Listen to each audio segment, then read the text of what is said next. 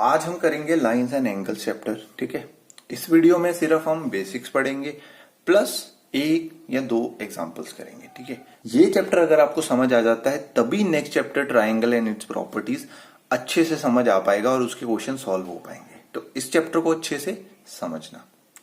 अब देखो, ये चीजें तो आपको काफी हद तक पता होगी। ठीक है, अगर हम सिर्फ एक लाइन के ऊपर हाफ एंगल बनाते हैं तो उसको स्ट्रेट एंगल बोलते हैं और वो 180 डिग्री का होता है। अगर हम उसको पूरा कंप्लीट कर देते हैं तो उसको कंप्लीट एंगल बोलते हैं और वो होता है 360 डिग्री का। अगर एक लाइन के ऊपर, स्ट्रेट लाइन के ऊपर काफी सारे पॉइंट्स आ जाए तो उन पॉइंट्स को क्या बोला जाता है? को लीनियर पॉइंट्स। ठीक है, चलिए नेक्स्ट टॉपिक पे चलते हैं। तो नेक्स्ट हमारे पास आती है कॉन्करेंट लाइंस। जब एक पॉइंट से ना काफी सारी लाइनें पास हो तो उनको क्या बोला जाता है? Concurrent lines. दो या दो से ज्यादा, ठीक है, उनको बोला जाता है कॉन्करेंट लाइंस। हमारी फिफ्थ प्रॉपर्टी आती है, वो आती है वर्टिकली ऑपोजिट एंगल्स। तो ये होते हैं हमारे वर्टिकली ऑपोजिट एंगल्स। ठीक है, वर्टिकली ऑपोजिट एंगल्स जो होते हैं वो इक्वल होते हैं। ठीक है, और ये कब पता चलेगा कि ये वर्टिकली ऑपोजिट एंगल्स है या नहीं है, या कॉन्करेंट लाइन से सिर्फ? ठीक है, तो कॉन्करेंट लाइंस भी यही होती हैं वैसे। ठीक है, कब पता चलेगा? जब आपको दो लाइंस दी हैं, जैसे मान लो ये ए है और ये बी, ये सी और ये डी।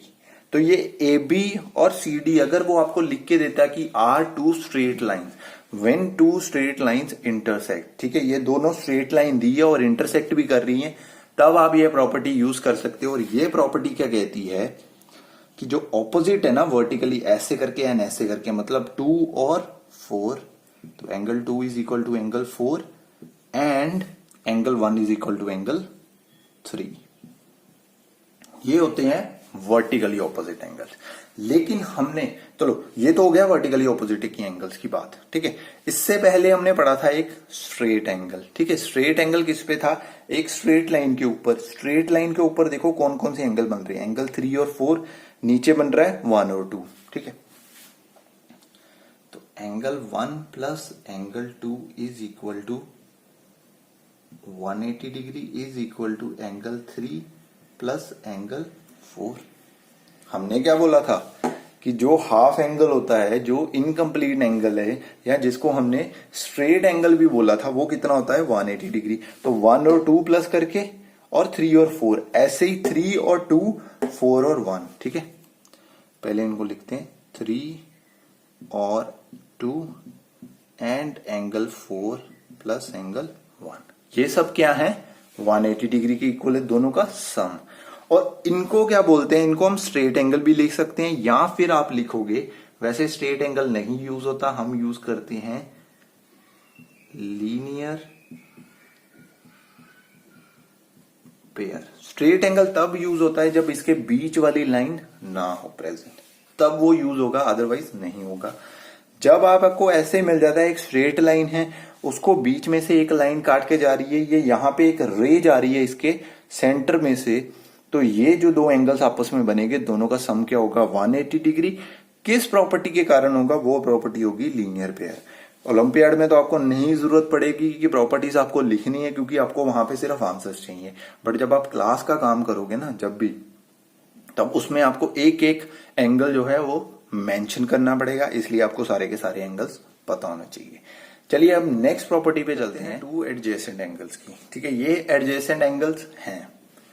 अब कैसे पता चलेगा कि एडजेसेंट एंगल्स हैं या नहीं हैं? तो उसके लिए 3 प्रॉपर्टीज आती हैं, मतलब 3 पॉइंट्स आते हैं। ठीक है, वो मैं लिख लेता हूं। तो ये पॉइंट्स है, 1 कॉमन आर्म। अब कॉमन आर्म कौन सी है? ठीक है, वो लिख लेते हैं। ठीक है, कॉमन आर्म है इसमें, देखो अगर मैं एंगल्स लिखूं ए ओ बी, ठीक है, तो एंगल ए ओ और बी, और दूसरा एंगल क्या है? Angle C O and B, या बी ओ सी। तो इसमें कॉमन आर्म कौन सी आ रही है? O B O B. तो यहां पे हम कॉमन आर्म लिख देते हैं ओ बी। अब नेक्स्ट देखो, मैंने लिखा है 1 कॉमन वर्टेक्स होना चाहिए उसमें। तो यहां पे कॉमन वर्टेक्स कौन सा आ रहा है? ठीक है, ये देखो ए ओ, एक आर्म हमारी ये होगी, सी ओ दूसरी ये होगी, बी ओ। तो इनमें कॉमन क्या आ रहा है? आपको दिख ही रहा होगा, जो वर्टेक्स ओ है वो कॉमन आ रहा है। Two uncommon arms are on either side. देखो ये कॉमन आर्म थी हमारी BO, जो टू अनकॉमन है वो आइदर साइड पे होनी चाहिए कॉमन वाली की। तो कॉमन आर्म इधर है, जो दो अनकॉमन है वो आइदर साइड पे है, ठीक है। तो ये होती है एडजेसेंट एंगल्स की पता करने की प्रॉपर्टीज। ये प्रॉपर्टीज अगर तीनों की तीनों टिक आ जाती हैं आपकी, तो ये आपके एडजेसेंट एंगल्स हैं, ठीक है। तो वो क्वेश्चन आपसे पूछ भी सकता है। AO BO and CO, ठीक है। अब बात आती है कि अगर वो ये दोनों एंगल्स को बोल देता है, इसको 1 और 2 मान लो, थोड़ा सा इजी हो जाएगा। वो कहता है कि एंगल 1 और एंगल 2 सप्लीमेंट्री हैं।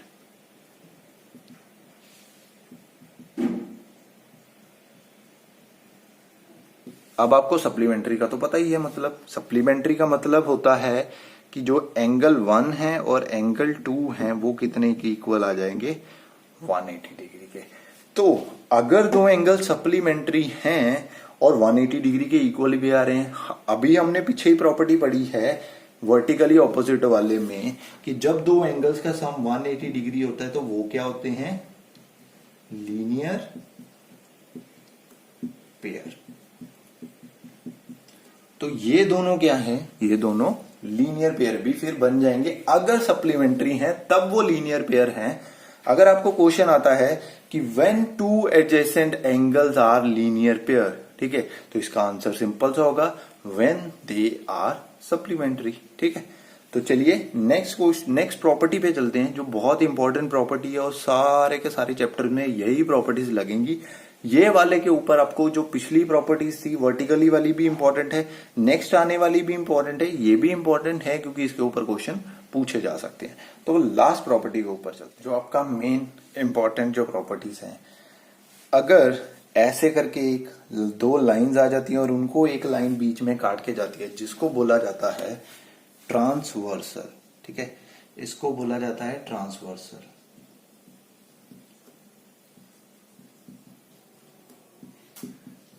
ठीक है, इसको बोला जाता है ट्रांसवर्सल, ओके।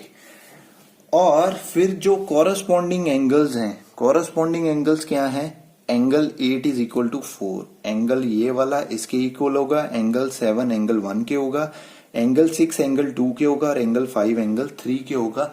लेकिन कंडीशन उसके लिए ये है कि जो L और M लाइन है वो क्या होनी चाहिए, पैरेलल होनी चाहिए। अगर आपको पैरेलल गिवन नहीं है तो आप ये प्रॉपर्टी नहीं यूज कर सकते हो, अगर प्रॉपर्टी यूज करी तो वो गलत है, ठीक है। जब तक L और M आपको पैरेलल नहीं दी जाती, दो पैरेलल लाइंस, बीच में से एक ट्रांसवर्सल, बीच में से लाइन एक जा रही है, तो वो ट्रांसवर्सल ही होगी। और दोनों की दोनों पैरेलल हैं, तब भी आप ये वाली प्रॉपर्टीज जो मैं अभी करवाने वाला हूं यूज कर सकते हो, अदरवाइज यूज नहीं कर सकते हो।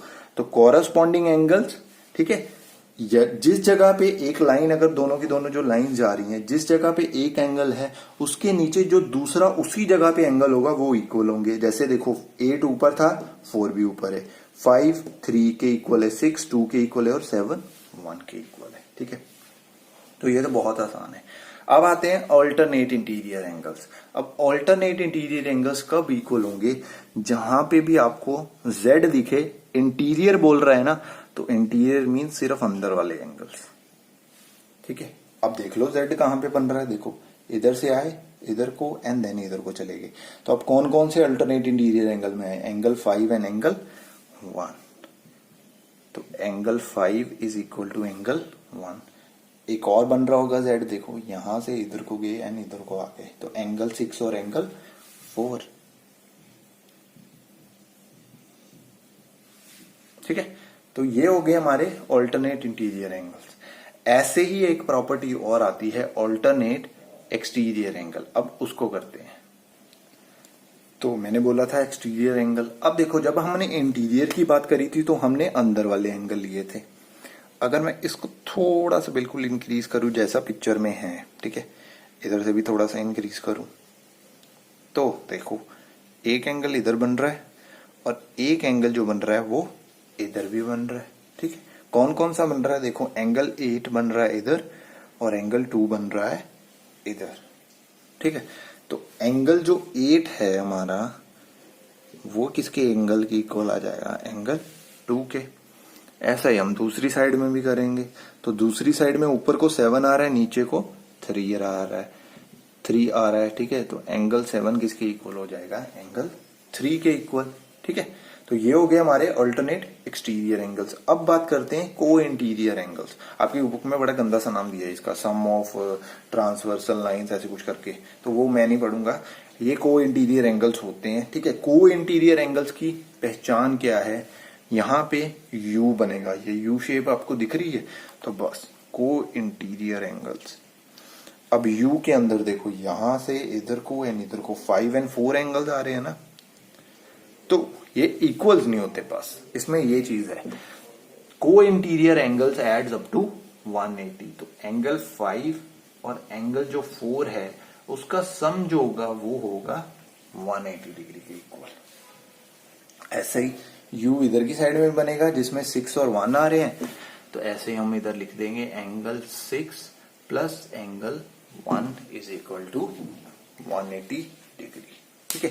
तो ये आपकी कुछ प्रॉपर्टीज थी। वर्टिकली ऑपोजिट तो मैं आपको ऑलरेडी करवा चुका हूं। 8 और 6 भी इक्वल होंगे, 7 और 5 भी, 4 और 2, 1 और 3 भी इक्वल होंगे। क्यों इक्वल हैं वो, क्योंकि वर्टिकली ऑपोजिट एंगल्स, ठीक है। तो यहाँ पे आपकी ये प्रॉपर्टीज खत्म होती हैं। अब एक या दो एग्जांपल्स करते हैं ताकि आपको अच्छे से और क्लियर हो जाएंगे प्रॉपर्टीज यूज कैसे करनी है। प्रॉपर्टीज याद हर कोई कर सकता है, यूज करने में दिक्कत आती है। तो हमने मेन यूज करना सीखना है, याद तो हर कोई करता है, ठीक है। तो चलिए 2 एग्जांपल्स करते हैं, देन वीडियो को खत्म करते हैं।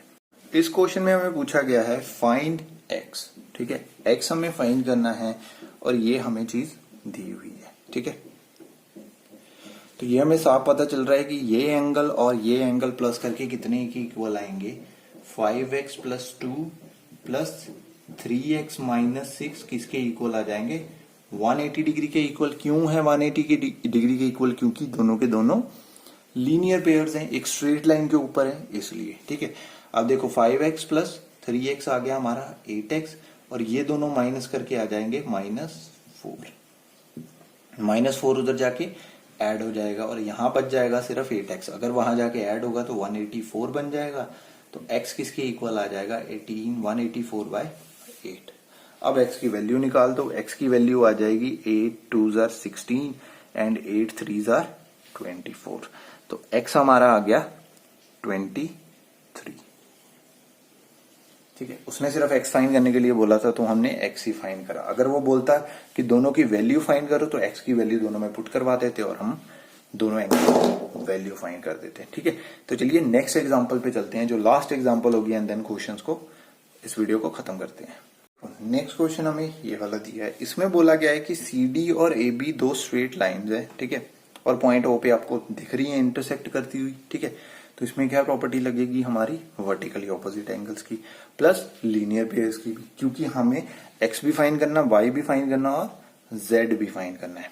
तो सबसे पहले हम x को फाइंड कर लेते हैं। y और z तो बहुत इजी है, क्योंकि y 75 के आ जाएगा, x z के इक्वल है, ठीक है। तो पहले सबसे पहले हम x को फाइंड करते हैं। देखो एक स्ट्रेट लाइन है तो ये दोनों क्या हो जाएंगे, लीनियर पेयर। तो 75 plus x is equal to 180 degree. अब अगर यही आप एग्जाम में कर रहे होंगे तो आपको ब्रैकेट में लीनियर पेयर लिखना पड़ेगा, यहां पे लिखने की जरूरत नहीं है, कोई देखेगा थोड़ी आपका कैसे सॉल्व करा आपने। 75, तो यहां पे देखो ये चीज है कि मैं इसको इधर लेके गया हूं।